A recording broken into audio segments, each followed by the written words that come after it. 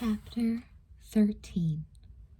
On Friday afternoon, Geoffrey drove out to the mall. He wanted to buy himself some albums, along with a book of poems for Elizabeth. An expectant smile on his face, Geoffrey walked into Valley Sounds. But the day lost its sparkle when he spotted Bruce Patman at the cash register, laying down a credit card to buy a mountain of compact discs. Geoffrey turned his back and flipped blindly through a stack of albums, while a wave of resentment washed over him. Coming home to find Bruce hanging all over Elizabeth had been a terrible shock. He couldn't understand why Elizabeth wouldn't even discuss the reasons for her friendship with Bruce. Well, well, well, if it isn't the fearless Ranger Jeff, came the lazy, insolent voice. Shouldn't you be outside making a birch bark canoe or something? Geoffrey turned around slowly, keeping his temper under control. That must be the funniest thing I've heard this year, Bruce. I thought you'd like it. Bruce grinned, and his dark eyes were taunting as he continued. So, the weekend is here, huh? Yes, indeed. Friday night. Got a date, Ranger Jeff? Yes. Geoffrey stared evenly at Bruce for a moment and then deliberately turned his back on him. Bruce laughed, unaffected. He leaned back against the record bins and folded his arms across his chest. Me too, he said in a dreamy voice. Ignoring him, Geoffrey kept his eyes fixed on the records in front of him. He wasn't about to take Bruce's bait and ask. But Bruce didn't wait to be asked. He whistled softly through his teeth and said, I, for one, will be seeing Liz tonight. How about you? Get out of town, Geoffrey scoffed, his anger surging. He looked daggers at Bruce. Liz and I are going to a movie tonight. Yeah? Bruce gave him another cocky, challenging grin. I'll bet you 10 new albums you're wrong. For a moment, Geoffrey stared at Bruce with pure fury, his fist clenched as he contemplated punching Bruce right in the nose. But he took a deep breath and relaxed his hand. He wouldn't give Bruce the satisfaction of provoking a fight. Scowling, he pushed past Bruce to the exit. Forget it, Patman. You are really scum. Bruce's easy, mocking laughter followed Geoffrey out of the store. Livid, he stormed through the mall and out to his car. What's going on anyway? He asked himself in silent fury. What is it with Liz and Bruce? Over and over, Elizabeth had told him to trust her, to take her word that there was nothing to worry about. But that wasn't enough, especially not with Bruce bragging about having a date with her. As he slammed his car door shut, Geoffrey resolved to find out once and for all. I don't know what kind of game she's playing, but if she doesn't tell me tonight, she can forget it.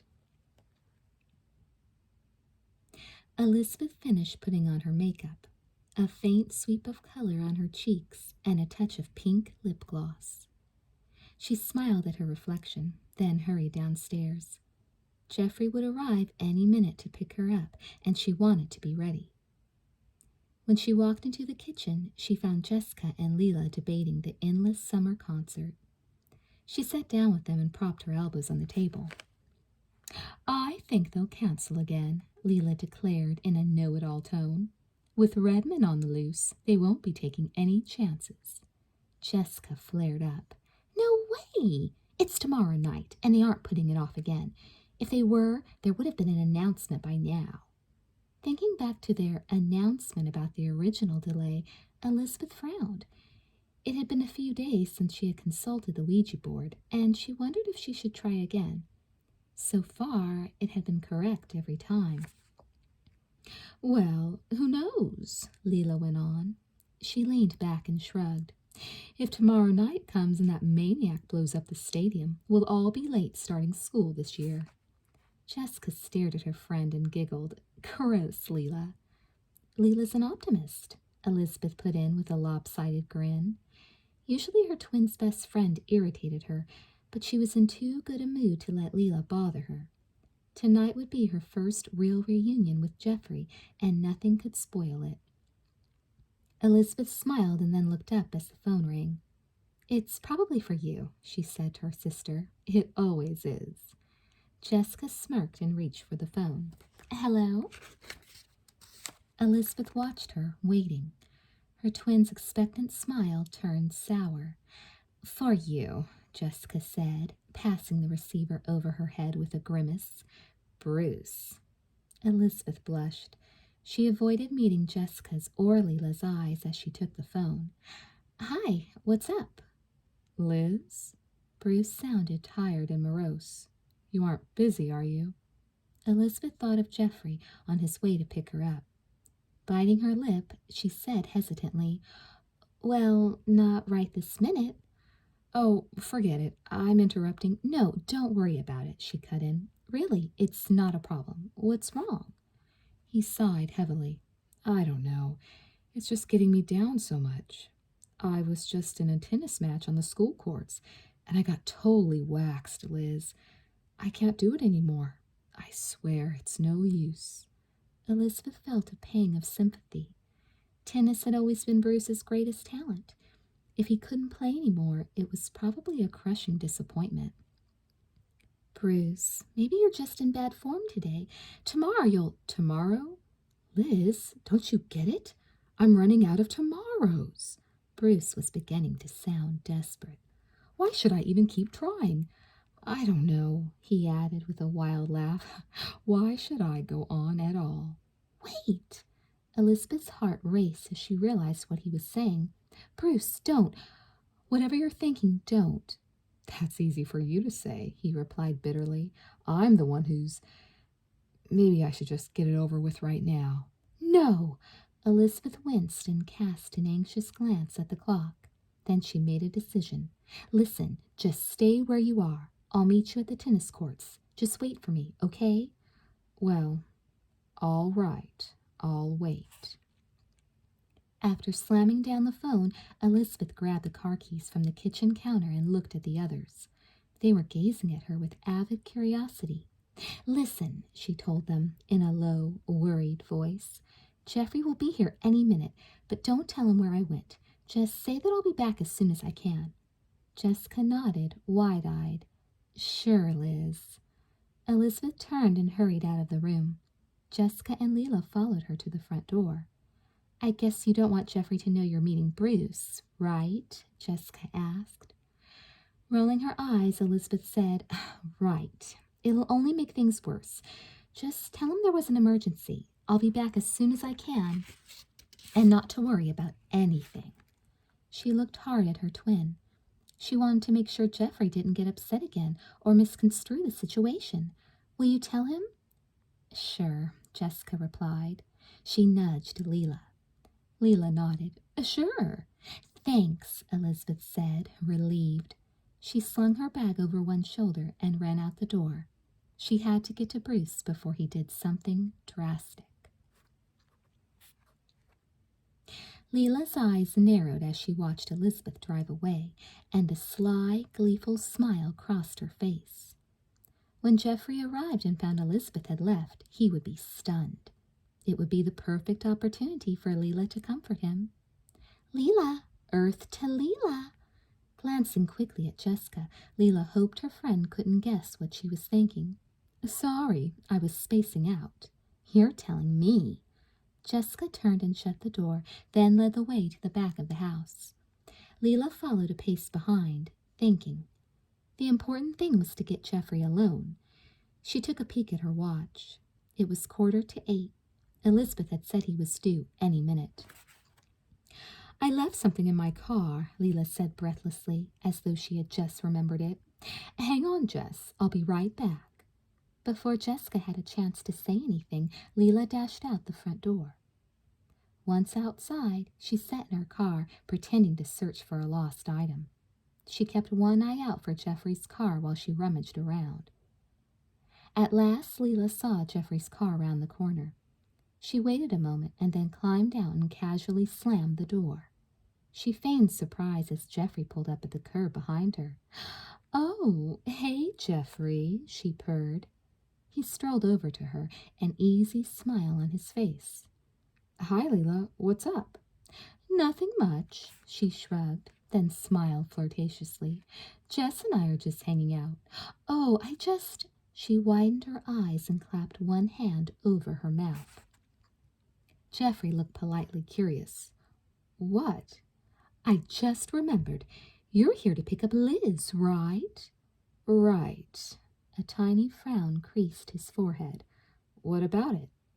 Wincing, Leela glanced over her shoulder at the house and dropped her voice. Well, Liz just left, but she said she'd be right back. She didn't want you to worry. Geoffrey leaned closer, intent and anxious. What? Where did she go? An expression of regret on her face, Leela explained that Elizabeth had left right after Bruce called from the school tennis courts. I think she's meeting him there, she said quietly. She made her voice sound disapproving and sad. Geoffrey clenched his jaw tightly and looked off into the distance. His green eyes smoldered with anger. But she said she'd be back really soon, Leela rushed on. She looked at him in dismay. You don't think... I don't know what to think, he muttered. He looked down at her gravely. Thanks for letting me know, Leela. I've got to get over to the courts. With that, he turned and strode back to his car, got in, and pulled away. The tires screeched as he turned the corner at the end of the street. Leela nodded. She raised her eyebrows and rocked back and forth on her heels in satisfaction as she pictured the confrontation. That's a scene I wish I could see, she murmured to herself. Chapter 14. Next, the red wire. Careful, gently. Take it easy. Ah, perfect. Donald Redmond picked up a tiny jeweler's screwdriver and delicately clamped the wire into place. His feverish eyes were fixed on his creation, his work of art, and a smile was frozen on his lips. The bomb was his own unique design. Once wired to strategically place TNT in plastic, it could be activated by remote control from a safe distance. It would explode, setting off a chain reaction that would demolish the stadium and everyone in it. Grimly efficient, Redmond put the finishing touches on his masterpiece. Then he picked up the remote control. His eyes glowed with excitement, and a feeling of exhilaration coursed through him as his thumb edged toward the red button. He hit it.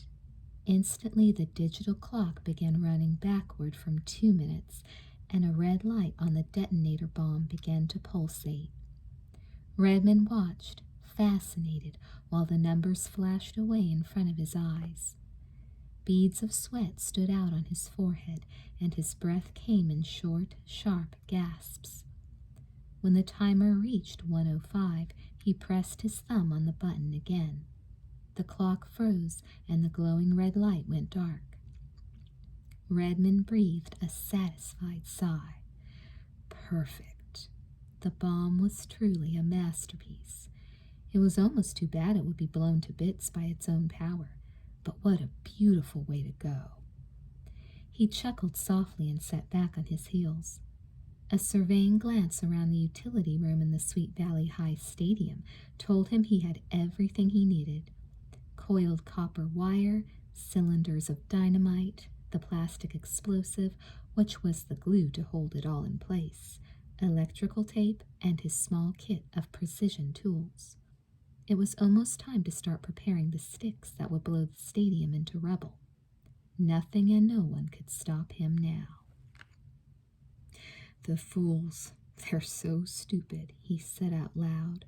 All of them, so stupid. He didn't even think the police were really trying to find him. They were so stupid they didn't even suspect he might return to the scene of Wednesday night's little rehearsal.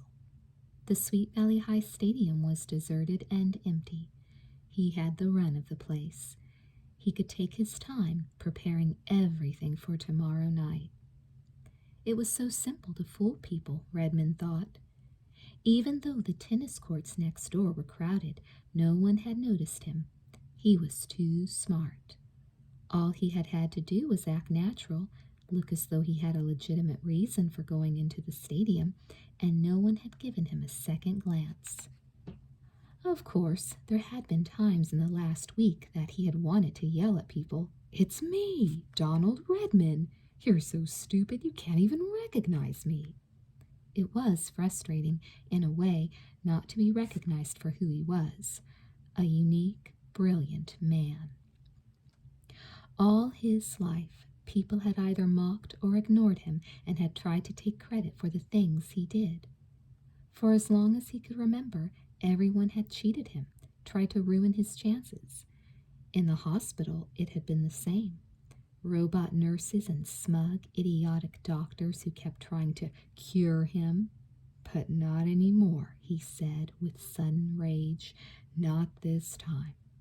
He lunged to his feet and grabbed the dynamite, wire, plastic, and tape and yanked open the door to the corridor. His jaw was set, and a cold light blazed in his eyes. Breathing hard, he strode toward the nearest tunnel out to the stadium seats. He knew exactly where the TNT and plastic would go. One bundle each in sections A1, C3, D1, and F3. A ring of explosions all the way around the stadium. It would be utter devastation, chaos, carnage. They would be sorry they had ever made fun of Donald Redman. The thought brought the happy smile back to his face, and he stepped with new energy into the passageway. Then he heard voices. Redman flattened himself against the wall, all his senses alert and tuned for danger. Inch by inch he crept forward until the voices became clear. "This is better," said a male voice. "The courts were so crowded. I just felt like I couldn't breathe." "How about here?" The second speaker was a girl. "Sure." There was a pause. Then, I don't know how much longer I can go on." "You have to, Bruce. You can't give up. You still have a chance if you fight it." Redman's heart raced with adrenaline. Fear of discovery only added more excitement, more challenge to his mission.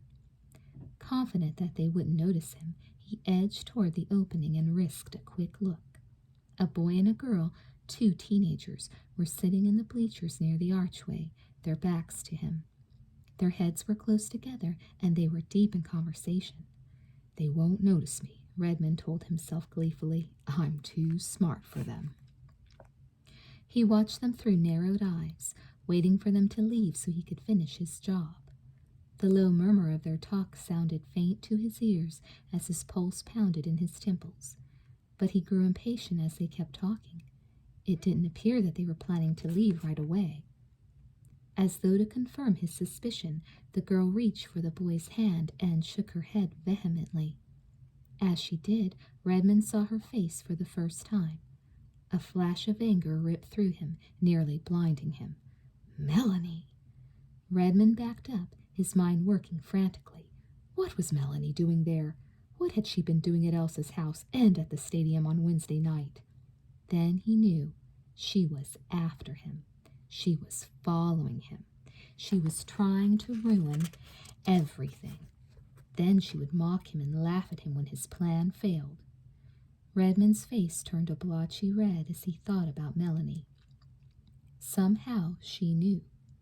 Why else would she have been at Elsa's, lying in wait for him with that absurd story about Elsa being out?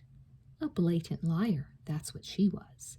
And now that he thought about it, hadn't she been at the movie theater on Monday too?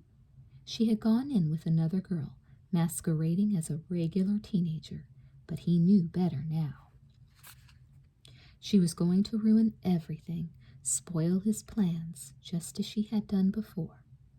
When he had tried to change her mind, tried to convince her of how brilliant he was, she had laughed at him and run away. She would do it again, unless he did something about it. Redman crept around the corner again and stared malevolently at her back. "You're not going to cheat me this time," he vowed silently. "This time I won't just steal you. This time I'll kill you." Shaking with relief because he had found out her plan in time, Redmond tucked the dynamite more securely under his arm and headed back to the utility room to get ready. Jessica flopped backward on her bed and reached for the volume knob on her stereo. She didn't know why, but she felt restless. She had a nagging feeling that something was wrong, but she didn't know what. She turned up the stereo to block out her thoughts. When Leela spoke to her, Jessica couldn't hear a thing she was saying. "What?" she asked the ceiling. "I said, let's have another seance." Leela was turning the planchette around in her hands and humming. Jessica sat up on one elbow. "I don't know. I'm not in the mood." "Come on," Leela persisted. "Just for fun." Jessica's thoughts went back to the first few times they had duped Elizabeth. "We really did a number on Liz, didn't we?" she asked, chuckling. Leela nodded. "We sure did. Come on, Jess, just once more." "Oh, all right." Jessica sat all the way up and crossed her legs while Leela spread the board between them on the bed. She half closed her eyes and intoned, "Spirits from the other side, hear our prayers, we beseech you." Leela let out a muffled giggle. "Jessica, you're such a ham." "I know," Jessica agreed, "but so are you. Half the time we were fooling Liz, I was practically cracking up." Their fingertips rested on the planchette, which they were taking turns moving. "Okay now, get serious." She gave Leela a mock severe look and tried not to laugh. Nodding solemnly, Leela lowered her eyes. The planchette swooped around the board, picking letters out of the alphabet. "Oh boy, it's a hot one," Leela said lightly, not even waiting for a question. "Danger," Jessica read. She looked up at Leela and smirked. "Cute. Nice dramatic touch there, Lee." Leela gave her a surprised grin. "Cute yourself." The planchette continued moving under their fingertips. Jessica waited to see what her friend was going to write. "Stadium," the board spelled. "Danger Stadium, EW." Jessica cocked her head to one side. "Funny, Leela." Leela was watching the board, but she glanced up sharply as Jessica spoke. "I'm not doing anything." "Give me a break," Jessica scoffed. She knew she hadn't pushed the planchette, so Leela must have. A strange chill crept up her spine. "You were pushing, and I don't think it's very funny to say Liz is in danger at the stadium." "But I didn't." Leela was indignant, and her voice shook slightly. "You were doing it," she repeated. "I was not." "Stop it." Jessica jerked her hands back. "Stop it. If that's your idea of a joke, it's horrible, Leela," she cried out. Tears pricked her eyelids, and she jumped up off the bed, staring angrily at her friend and breathing hard. Leela was shaking her head, staring wide-eyed back at Jessica. "I swear you were doing it," Jessica insisted. Her heart was beating wildly. She didn't want to hear Leela keep protesting. Her lower lip trembling, Leela repeated, "I swear, Jessica, I wasn't doing it." Leela stared at her friend. "Do you swear you weren't doing it?" "Yes." Outraged and frightened, Jessica picked up the planchette and hurled it across the room. It bounced off the wall and fell to the floor. An ominous silence filled the bedroom. Neither one of them wanted to say what they were thinking, that the deadly serious message might be accurate. Finally, Leela whispered, "Do you think it's real?" "No." "Yes." "I don't know," Jessica gasped. "When you and I first started fooling around with the board, Liz told me that she heard that sometimes people subconsciously control the planchette, that thoughts in their subconscious come out, even though they don't realize it." Her mind was reeling. "But why would you or I think something like that?" Leela asked. "Because Liz and I have always had this thing about knowing when the other is in trouble. A lot of identical twins have it." "What are we going to do?" "I don't know." Jessica pressed one hand against her mouth. She had never been more frightened and confused in her whole life. "Do you think Liz—" "She's not at the stadium anyway." Jessica broke in, her voice trembling. "She's at the tennis courts with Bruce." She didn't want to think about the fact that the courts were next to the stadium, that the empty stadium was a good place for a private conversation, especially in Bruce's opinion. Leela wet her lips nervously. But what kind of trouble could she be in at the stadium? I mean, she went to meet Bruce, and even if they're sitting at the stadium, it's not like he would hurt Liz. I mean, he's not the mad bomber or anything." Horrified, Jessica stared at Leela. "Redman," she whispered. "We'll call the police," Leela decided. She grabbed the telephone. "We'll tell them the Ouija board told us my sister is in danger at the stadium and that we think Redman might be there. They'll think we're crazy." Well, Leela didn't know what to say. She knew Jessica was right. Jessica paced back and forth, trying to concentrate. "Think," she ordered herself sternly. "Think." Suddenly she knew what they had to do. "Come on," she said fiercely, racing for the door. Leela stumbled after her. "What?" "We have to go to the stadium. We have to save Liz." Chapter 15. Jessica galloped down the stairs, nearly tripping, and Leela raced after her. Frantic and close to tears, Jessica wished desperately that her parents were home. She didn't know if she and Leela could handle this by themselves. But Mr. and Mrs. Wakefield were out at a cocktail party and wouldn't be home for hours. Jessica stopped in the hallway, paralyzed by indecision. Liz took the car, she realized, stunned. "How are we going to—" Leela grabbed her wrist. "My car," she pointed out sensibly. "Come on." Just as Jessica reached for the doorknob, she heard running footsteps outside, followed by impatient knocking.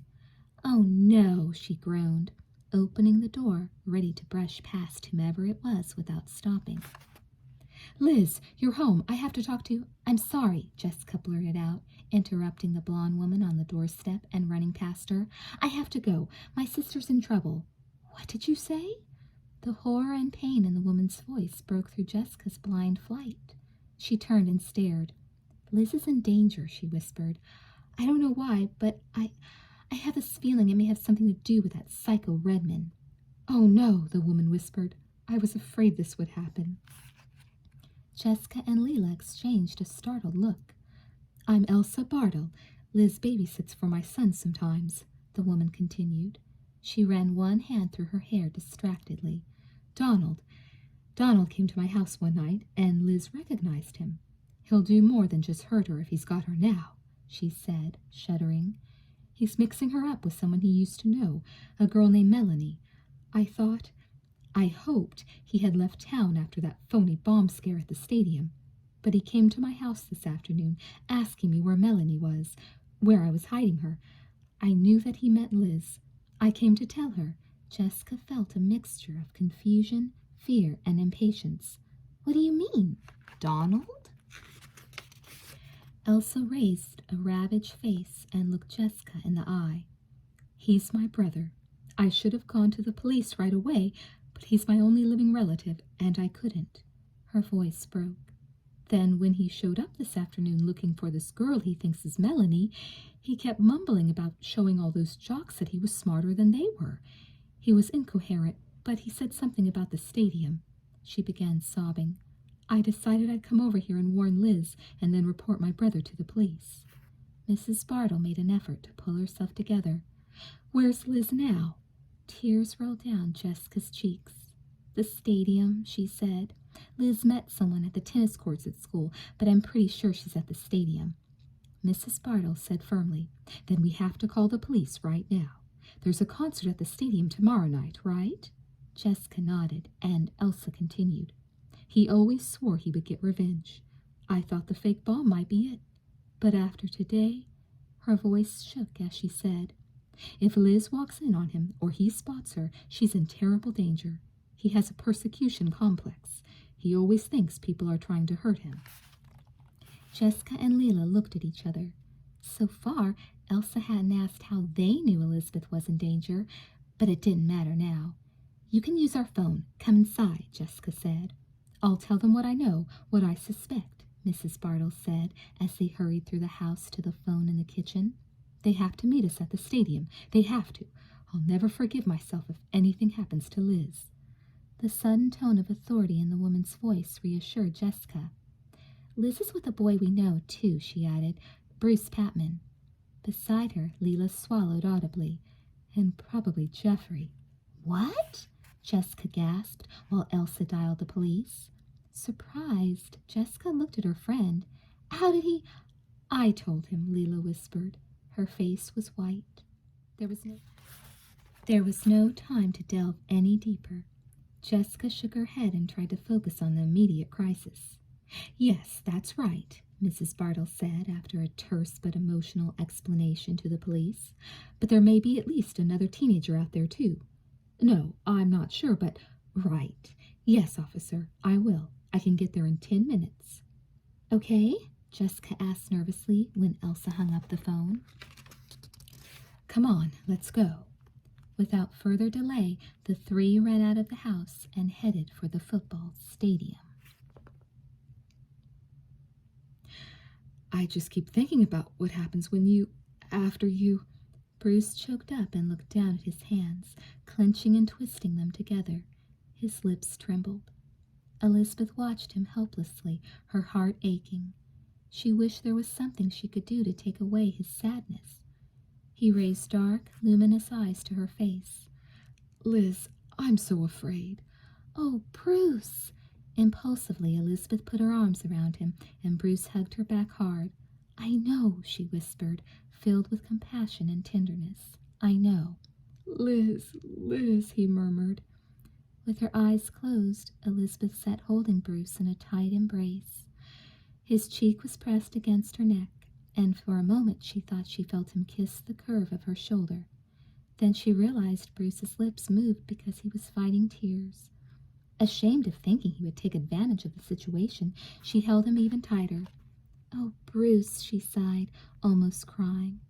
Bruce lifted his head so that his face was just inches from Elizabeth's and stared deep into her eyes.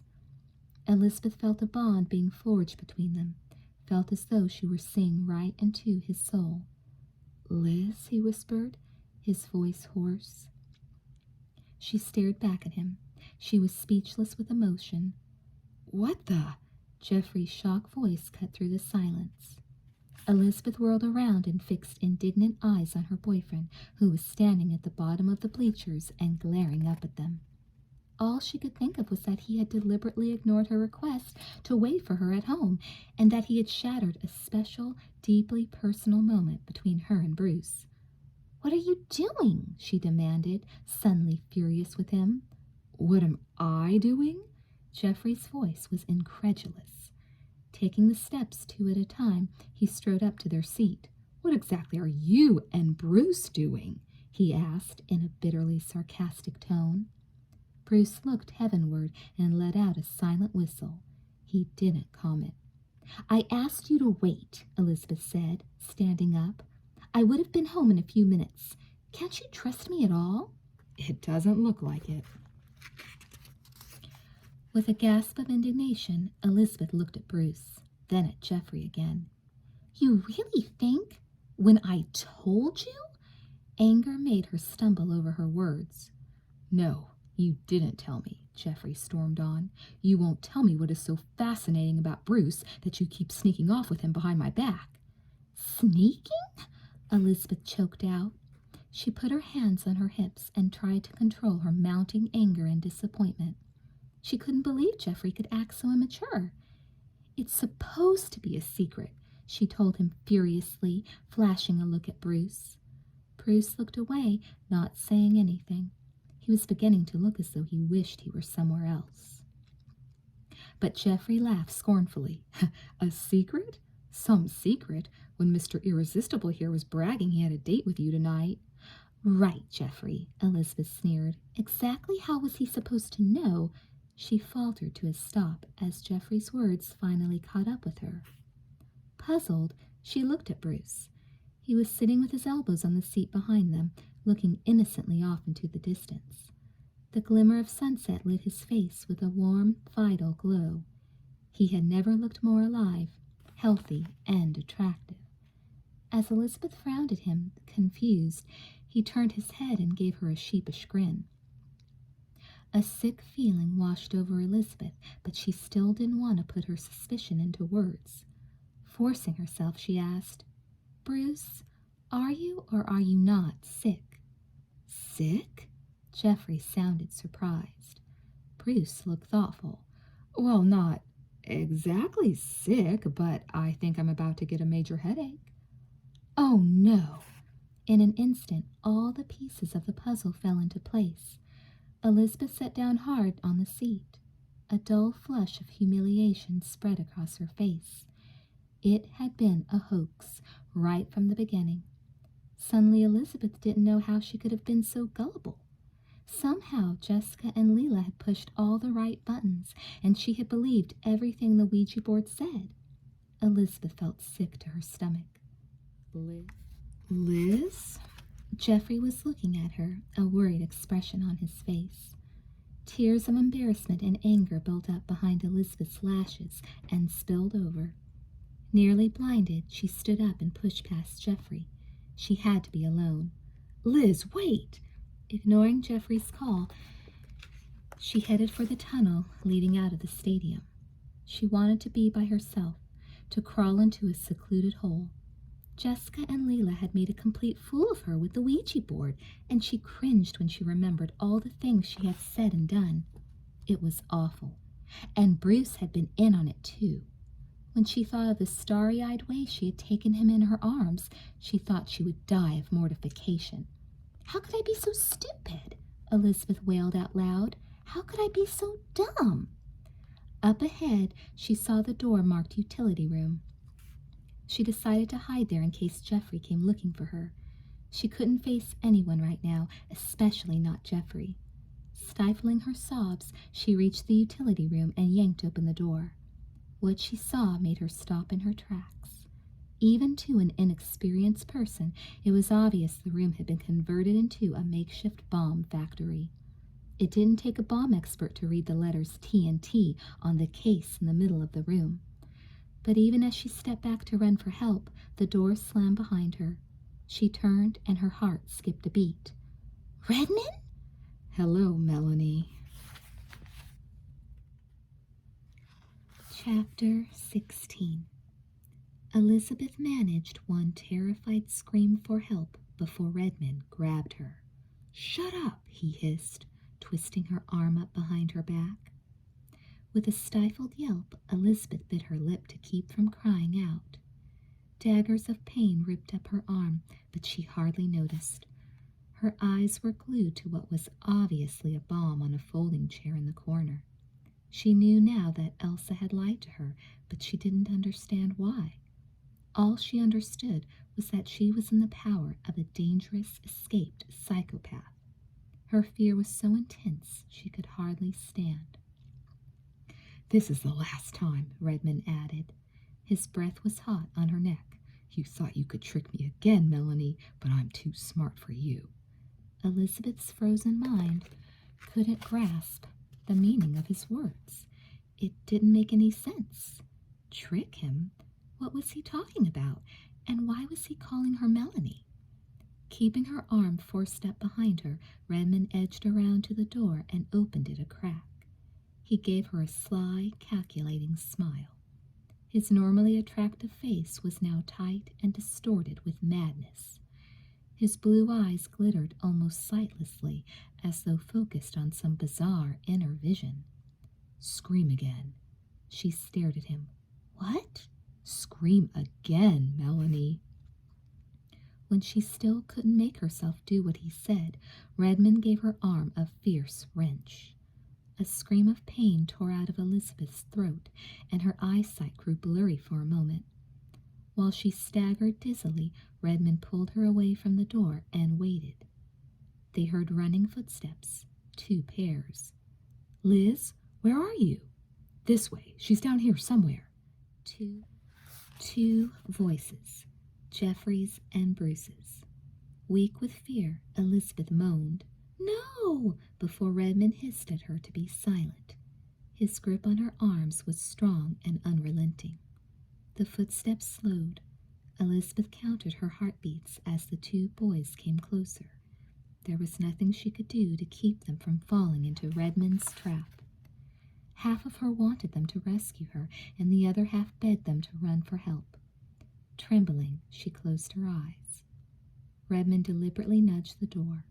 It closed with a definite click. "In here, Liz?" The door burst open, and Geoffrey and Bruce rushed inside. They both stopped dead when they saw Elizabeth and Redmond. Geoffrey took an involuntary step forward, but he froze as Redmond twisted Elizabeth's arm again. Geoffrey's face went white at Elizabeth's muffled sob. "Don't move," Redmond ordered. Elizabeth met Geoffrey's eyes mutely. It was too late to tell him how sorry she was. Redmond jerked his head toward the back of the room. "Okay, over there. Go on." Warily, the two boys moved around the bomb, the TNT, the tools and coils of wire, never taking their eyes off Redmond and Elizabeth. When they reached the back wall, Redmond kicked the door shut again. "Okay, now we're all here," he said in a smug, satisfied voice. He chuckled. Then, without warning, he shoved Elizabeth away from him. She stumbled across the small, crowded room, and Geoffrey and Bruce both jumped forward to catch her. "Get back!" The three teenagers straightened, staring in helpless anger at Redmond. He was holding a small device in his hand, a flat black box with a switch on it. Elizabeth felt a shiver of dread run through her. "Now, just so you know," Redmond said quietly, "this remote control will trigger the bomb." He pointed to the construction of dynamite, wires, and dials on the chair. "So, I'd like you all to keep as quiet as little mice while I finish up what I have to do. If you try anything, I hit the switch." Elizabeth shrank backward against the wall. Geoffrey put one arm around her in a protective gesture. Their eyes met briefly, but they didn't speak.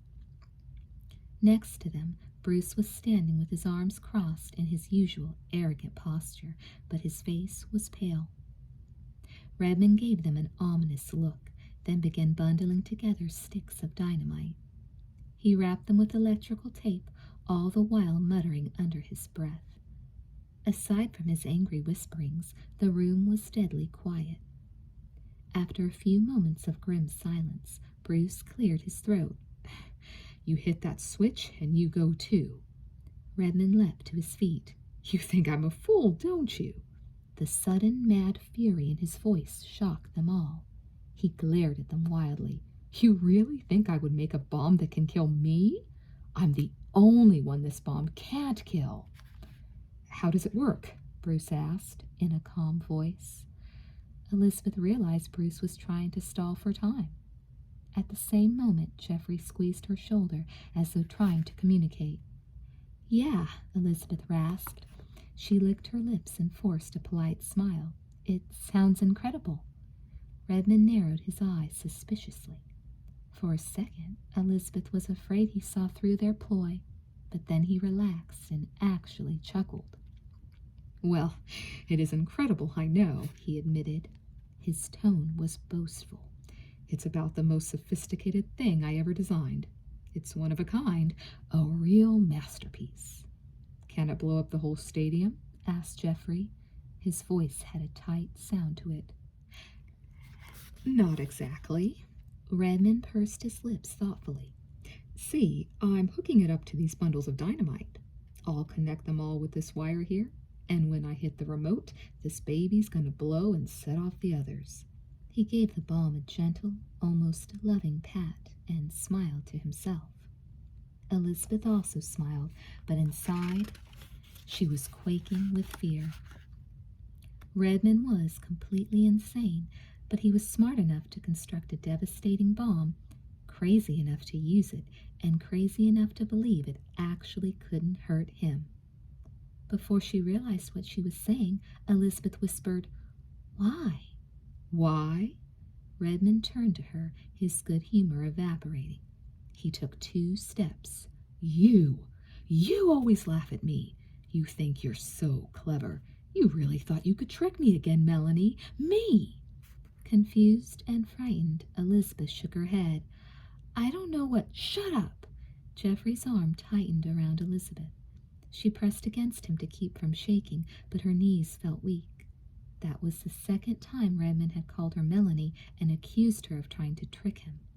She didn't know why he was so suspicious of her. Was it because she had recognized him at the school spirit rally? But she hadn't made the connection then. Or had she? She couldn't remember. Then it hit her. The girl Redmond had kidnapped. Did he think she was... Elizabeth shook her head. She didn't know what to think. She thought I was dumb enough to fall into her trap, Redmond muttered to himself. He stalked back to the bundles of dynamite and began fitting lengths of wire to them. In spite of his preoccupied ramblings, however, the remote control was never more than inches from his hand. Me! Dumb! Everyone always underestimates me, and they're doing it again. The fools! Idiots! You thought you could make fun of me, you dumb jocks. Elizabeth listened with horrified fascination to the man's ravings. I'm a genius, a giant among men, but I've been persecuted and hounded, betrayed by enemies on every side. But I'll show you all. I'm going to destroy your precious football stadium. I planned on doing it tomorrow night, but now that you're here, I'll have to blow it up tonight. Elizabeth shook her head, silently saying, "No, no, don't do it." Redmond cut off a piece of wire with a savage clip of his shears. Everyone will be sorry now, he growled. He spun around, glaring at them with narrowed eyes. What are you doing? Geoffrey gaped at him. Nothing. Yes, you are. All of you. You're trying to trick me again. No. Elizabeth held out one hand. Please. We're not doing anything. We're not who you think we are. Sneering, Redmond shook his head and tossed the remote control from one hand to the other. Elizabeth watched it, hardly breathing. You think you're so smart, he muttered. You think I don't know who you really are? All of you? You'll never leave here alive. That's how smart you are, he said viciously. He grinned and held out the remote control in the palm of his hand. With his eyes on Elizabeth, he moved his thumb to the switch. It won't hurt me, he went on. When I hit this switch, it'll be over for you and your cute boyfriends, Melanie. But I'll walk out of here a free man. I'm not Melanie, Elizabeth insisted. Sure, Redmond chuckled. Nice try. Numb, Elizabeth stared at the switch. There was nothing they could do. There was no way out. As she shook her head in mute terror, Redmond's maniacal laughter filled the room and echoed in her ears. Jessica leapt out of the car the moment it stopped and dashed toward the stadium entrance. No, Jessica, stop! Even though Mrs. Bartle's words reached her, Jessica took several more steps before she halted. She felt an almost magnetic pull dragging her inside. Mrs. Bartle pointed to a blue Toyota. That's the car Donald was driving when he came to my house this afternoon. I have no idea how he got it, but I know that's the car he was driving. If Liz is really here, you'll only make things worse. Tears of frustration welled up in Jessica's eyes. She had to do something. Turning to Mrs. Bartle, she said, "Just to be sure, I'm going to check the tennis courts." She could see the Fiat she and Elizabeth shared parked near the courts, as well as Bruce's Porsche. "I'll go with you," Leela said. "Be careful," Mrs. Bartle warned. "We will," Jessica called, already racing off in the direction of the courts. Jessica and Leela quickly scanned the group standing around the courts. As Jessica had feared, there was no sign of Elizabeth, Bruce, or Geoffrey either. Leela grabbed Jessica's arm. "Tom McKay's over there," she said. "Let's ask him if he's seen them." Tom was talking to some other members of the tennis team as the two girls approached. "Tom," Jessica called anxiously, "have you seen my sister or Bruce?" Tom looked around. "They were here a little while ago, but I think they headed off toward the stadium." It took all Jessica's self-control to keep from bursting into tears. "Thanks, Tom," she said, turning quickly and walking away. Leela followed her. Mrs. Bartle was anxiously watching the two girls as they walked toward her. "They're inside," Jessica said tersely.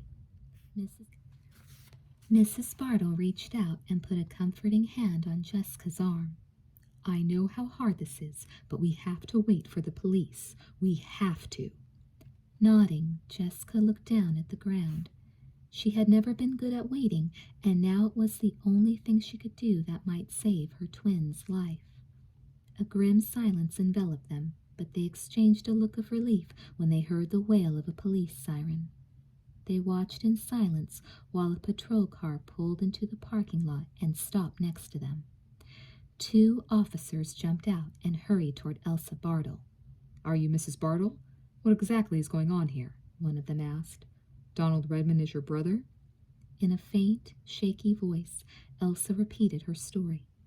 She pointed out her brother's car and told the police that she had a very good reason to believe her brother was planning to blow up the stadium and that it was possible he had 3 teenagers with him. Did he tell you all this? The second officer stared at her in disbelief.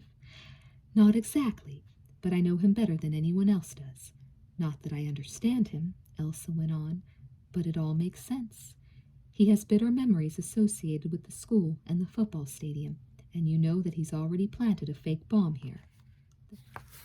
The first officer nodded and hurried back to the squad car to radio the police station.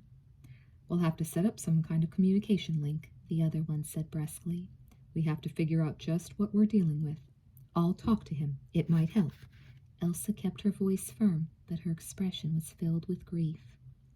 Finally, Jessica burst out. My sister is in the stadium, too. He may be holding her hostage, and 2 boys. Friends of ours, Leela added in a whisper. Tears spilled down Jessica's cheeks again as the 2 police officers talked in the patrol car. She couldn't believe what was happening. It was a nightmare. Her sister was inside with a lunatic who might kill her. And it's all my fault. Why did we have to pull that stupid trick on her? She wouldn't even be here if she didn't think Bruce was dying. Through a blur of tears, Jessica watched patrol car after patrol car pull into the stadium parking lot. A police van also raced up, and Jessica felt her knees go weak when she saw the black-garbed SWAT team file out. They carried rifles and protective bomb gear. Where's the sister? The leader of the SWAT team called out. Instantly, the crowd of police was conferring with Elsa. With a silent nod, she took a megaphone that was handed to her and continued to listen. Short, sharp orders flew at the crowd, and police ran to cover all the stadium exits. Is there a way for him to talk to us? Somebody yelled above the noise. We'll get some men inside the corridor with parabolic microphones. If a mouse sneezes, we'll hear it, another man said. Leela held Jessica's hand in a tight grip. Jessica turned to her friend with silent grief. There was nothing they could do but wait. Chapter 17. Elizabeth was shaking. She tried to make herself stop by thinking about other things, but Redmond's threats and psychopathic ramblings made it impossible. The small, cramped room was a prison. You'll be sorry, Redmond said again. It was a theme he came back to over and over. They'll all be sorry when I get through. Scowling, he twisted 2 ends of wire together with his pliers. No matter how violent and irrational his words, his hands moved with steady precision. Already he had a stack of dynamite bundles that, according to him, could blow up the entire stadium and half the surrounding parking lot. Now all he needed to do was plant them and connect them to the main bomb sitting in the middle of the room. Jeffrey, I love you, Elizabeth said silently. With all her heart, she wished there were a way for her to communicate with her boyfriend, to share the last few minutes with him, but she didn't dare speak. Every time she opened her mouth, Redmond seemed to redouble his fury. Instead, she held Jeffrey's hand, thankful that at least they were together. In a strange way, the danger that confronted Elizabeth made everything else easier to bear. Just minutes earlier, she had been furious with her sister and Leela, had felt humiliated by Bruce, and, most of all, disgusted with herself. Now none of it mattered. More than anything in the world, she wished she could be with Jessica. Redmond, a voice boomed through the corridor. This is the police. With a gasp of shock, Redmond flattened himself against the wall next to the door. His face was twisted in outrage, and he gripped the remote control in his fist. Elizabeth felt a surge of hope and relief in her heart, then a new wave of fear. Redmond was already desperate. A police stampede would surely tip the scales. Sending a frightened look at Jeffrey, she pressed herself into the corner as far from the bomb as possible. She gripped Jeffrey's hand with both of hers. "This is the police. The stadium is surrounded." "Come out with my hands up?" Redmond second-guessed sarcastically. He let out a wild cackle. "Never!" He opened the door a crack and shouted, "Never! Do you hear me? Never!" "Come on, Redmond, be reasonable." Redmond whirled around and glared at Elizabeth. "You did this!" he screamed. "You did this to me!" Stunned, Elizabeth cried out, "No, I swear I didn't. I never—" Her throat closed up as Redmond looked at the remote control in his hand. "No, don't!" she croaked. She held out both hands, saw them shake. "Please!" "Why shouldn't I?" he shot back. "You deserve it, all of you." "Donald? Donald, can you hear me?" The color drained from Redmond's face. Narrowing his eyes suspiciously, he moved back to the door, listening. "Donald? It's me, Elsa, your sister." Elsa Bartle. Elizabeth had gone too far into shock to be surprised. She just prayed there was something the woman could do. "You're lying!" Redmond shouted out into the corridor. "You're not my sister." "Donald, you know it's me. Remember—" There was a pause. Then Elsa's voice could be heard again. "Remember how you taught me about astronomy? How to find the Big Dipper and Orion and the North Star? We'd sit in the backyard, and you would show me all the constellations." As Redmond listened to Elsa's voice, his jaw trembled. Something she said must have triggered a buried memory, because unexpectedly he started to cry. "Why are they doing this to me?" he demanded, to himself more than to anyone in particular. "Why do they always try to trick me? Can I come in and talk to you? I want to talk to you, Donald." He took a quick look out the door and ducked back in again. The hand with the remote control was down at his side, and all his attention seemed to be fixed on his sister. Tears ran down his face. "Is Elizabeth with you?" Redmond threw a distraught look back at the three in the corner. Elizabeth nodded once, her eyes wide. "You're Melanie," he whimpered. He seemed to see her for the first time. "Melanie?" Elizabeth gulped. "No, my name is Elizabeth." "Let her go, Donald, and anyone else with you. We can talk about it. Come out, please." "No, no!" Trembling and confused, Redmond shook his head. He didn't seem to be aware of Elizabeth and the boys anymore. "It's not really Elsa," he muttered. "It's just someone who sounds like her." Suddenly Elizabeth became aware of the tension in Jeffrey's muscles. Almost imperceptibly, he inched away from the wall, his gaze locked on the remote control in Redmond's hand. Elizabeth was paralyzed. She lifted her eyes to Jeffrey's face but couldn't speak. Her heartbeat was thundering in her ears. Jeffrey drew a deep breath and then hurled himself across the room, taking Redmond down in a flying tackle. Redmond screamed like an animal, and the remote control flew out of his grasp. It bounced off the wall and skittered out of sight under a large cabinet. On the floor, Jeffrey was wrestling with Redmond, who fought back with insane frenzy. Bruce threw himself down to help Jeffrey subdue the madman. "Too late," Redmond gasped. "I hit it." "Liz? Bruce? Get out of here!" Jeffrey struggled for breath. Before Elizabeth could move, Bruce pushed himself up, grabbed the bomb, and headed for the door. "Bruce, no!" Her scream echoed out into the corridor. Bruce was gone. As though electrified, Elizabeth tore across the room and began scrabbling under the cabinet. The remote control was just beyond reach. She had to get it and stop it before it triggered the bomb. "Jeffrey, help me!" As soon as Jeffrey realized what Elizabeth was trying to do, he jumped off Redmond and hurried to her side. Redmond scrambled to his feet and ran out after Bruce. "Give it back!" Redmond yelled. His voice echoed down the corridor. "Give it back!" "I can't reach it," Elizabeth gasped. Her arm was stretched as far as it could go under the cabinet, but it wasn't far enough.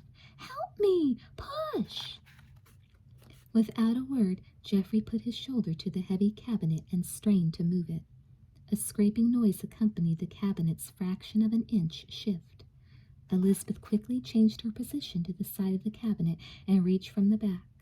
Her muscles and tendons ached from the effort, but her fingertips finally brushed the small black box.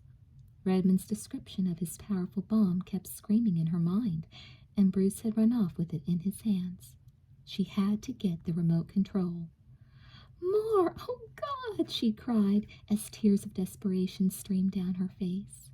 Geoffrey's face was red with exertion, and his feet slipped on the smooth cement floor as he kept pushing. The cabinet gave another piercing screech, and this time Elizabeth got 2 fingers on the smooth, flat box. "I almost—" She pulled the box up against the wall, trying to get a better grip. "Oh, no!" she groaned in agony as it slipped out of her grasp and clattered to the floor again. Geoffrey heaved once more, and Elizabeth jammed her shoulder into the space. Her fingers trembled so much she could hardly lift it, but she snatched up the remote control and yanked it out. The digital numbers were rippling away, with only seconds left. "What do I do? What should I do?" "Smash it! Rip out the wires!" Geoffrey yelled. Praying feverishly, Elizabeth picked up the remote and smashed it down on the corner of a filing cabinet. The plastic casing splintered in her hands, cutting her, but she ignored the pain and plucked desperately at the wires inside, yanking them out. The clock, still intact, suddenly stopped. Elizabeth stared up at Geoffrey in disbelief. "We did it!" she breathed. Then a deafening explosion knocked them both to the floor. Chapter 18. Jessica didn't scream when she heard the explosion. The police shouted and ran to the stadium, but for her, the world had come to a stop. She didn't know if she was breathing or if her heart was beating. All she could see was the trail of smoke rising from inside the stadium. She stood isolated in a sea of noise, wailing sirens and jostling police.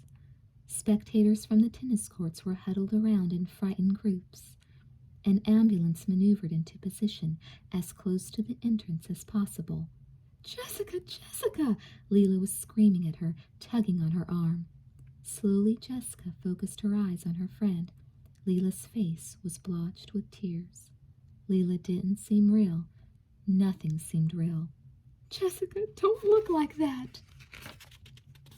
"She's okay," Jessica whispered. Leela shook her head, her eyes filled with doubt and pity. "You don't know that."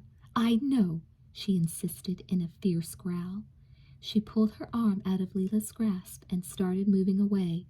"I know if—" Without finishing her sentence, she ran toward the stadium. "You can't go in, miss." A firefighter caught her and held her back. "You don't understand," she shrieked. She struggled wildly in his arms. "I have to." He shook his head. "I'm sorry, we can't let you." Suddenly weak, Jessica sagged and would have fallen if he hadn't caught her. Violent tremors shook her body as she leaned against a squad car. Someone put a comforting arm around her, but she wasn't even aware of who it was. It was as though she wouldn't come alive again until she saw her sister. "Liz, come out! Come out, darn it! You have to come out!" Stunned, Elizabeth pushed herself up to her knees. Her ears were ringing, and she could see smoke and dust billowing down the corridor past the door. For a moment, her mind was a complete blank. She couldn't take in what had happened. Beside her, Geoffrey was holding himself up against the cabinet, shaking his head.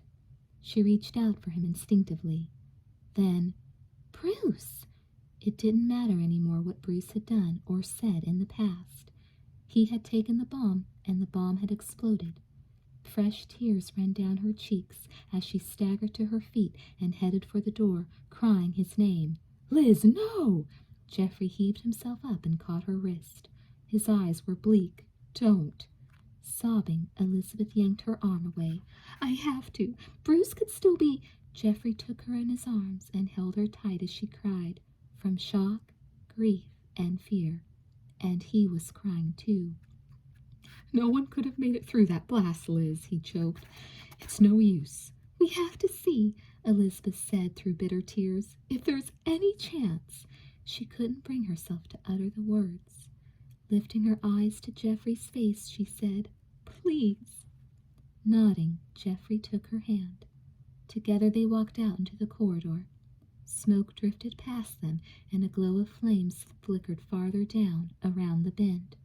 They choked and coughed with every step, and their eyes stung with tears. Elizabeth paused, fighting for air, and squinted into the dim, hazy light. Suddenly she saw a shadowy figure limping toward them. She stiffened. "Redmond?" she gasped, once again panicked. "What?" Geoffrey started forward and stopped. I don't believe it." He started running. Elizabeth stared. "Bruce!" she screamed, joy and relief sweeping through her. She ran, and with Geoffrey she grabbed Bruce as he stumbled and fell against the wall. His hair was singed, his cheek was bleeding from 2 deep scratches, and his face was streaked with soot. But he was alive. He sank to his knees, gagging and coughing, but he managed a weak smile as he looked up at Elizabeth. The whites of his eyes showed bright in his blackened face. "Hi, Goldilocks," he whispered faintly. "Bruce, you're alive! You're alive!" Elizabeth was crying and laughing at the same time as she hugged him. "What happened?" Running footsteps pounded in the corridor behind them. A swarm of police, guns drawn, and firefighters raced in their direction. "Don't move!" The 3 teenagers tensed at the sight of the guns. Geoffrey waved both hands through the smoke. "It's us! Redmond got away." Bruce made a strangled sound in his throat and shook his head. He winced with pain, and Elizabeth's heart lurched in sympathy. "What happened, son?" One of the police officers knelt down next to Bruce. "Are you okay? Where's Redmond? Where did he go?" Speechless, Bruce waved his hand back toward the center of the blast. Then he shook his head again. A chill went through Elizabeth. She watched silently as 6 armed police ran down the corridor into the smoke. She turned questioning eyes to Bruce, and Geoffrey took her hand, squeezing hard. The remaining police officers huddled around to listen. "He grabbed it from me and ran," Bruce whispered, his voice hoarse. He swallowed with difficulty and put one hand over his eyes. He was laughing. The memory overwhelmed him, and he lowered his head. Feeling sick, Elizabeth put her arms around Bruce. The horror was too great to think about. Bruce had just barely escaped with his life, but Redmond had died a grisly death at his own hands. "Come on," Geoffrey said in a gentle voice. "You're bleeding. You need a doctor." At that moment, one of the police officers returned through the smoke. His face was grim and pale. When he joined the other officers, he shook his head. The firefighters headed through the smoke with extinguishers ready. "Seal off the area," the leader ordered briskly. Police ran ahead to relay what had happened. Turning to Elizabeth, Geoffrey, and Bruce, the officer added, "Let's get you kids outside. When you're ready, you can tell us what happened." As Elizabeth and Geoffrey helped Bruce to his feet, they exchanged a wordless look. Bruce had risked his life to save theirs, but Elizabeth didn't know how to express her gratitude. "Thanks," Geoffrey said simply, gripping Bruce's shoulder. His voice cracked with emotion.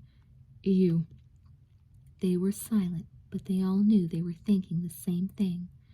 Together they had gone through a nightmare in the stadium, and somehow they had survived. It wasn't something they could talk about, and Elizabeth knew they would never be able to describe what had really happened to them deep inside.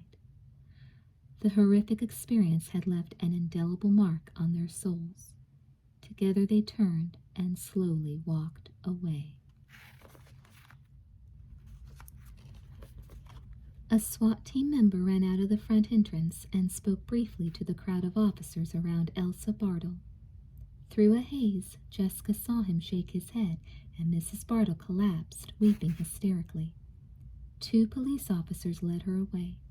Jessica pressed her hands against her cheeks, too frightened to ask.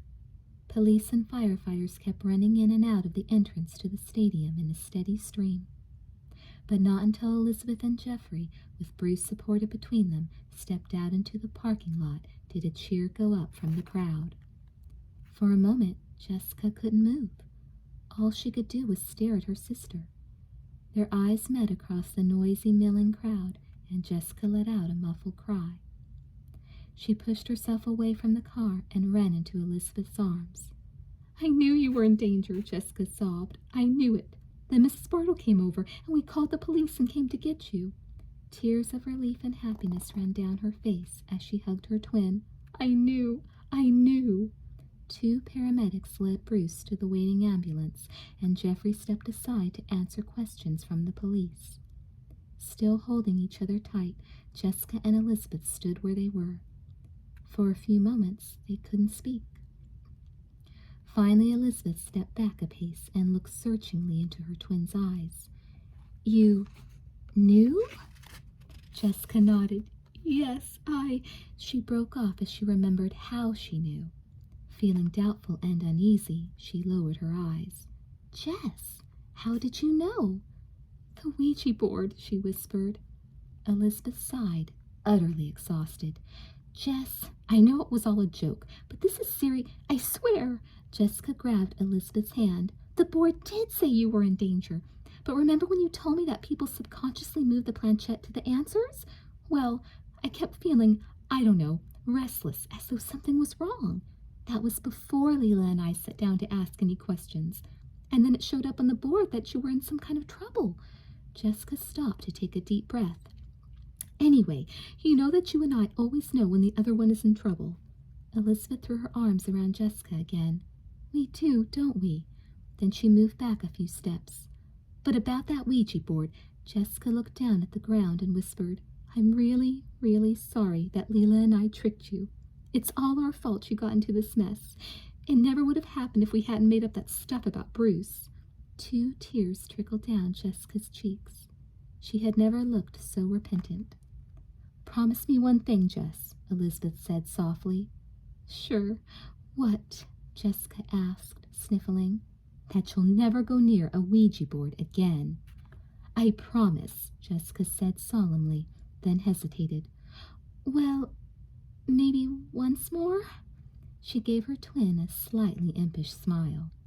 "Jessica," Elizabeth began sternly. "I mean, just long enough to toss into the garbage, even if it is Leela's," Jessica exclaimed. Laughing, Elizabeth locked arms with Jessica, and together they walked toward the waiting crowd of police.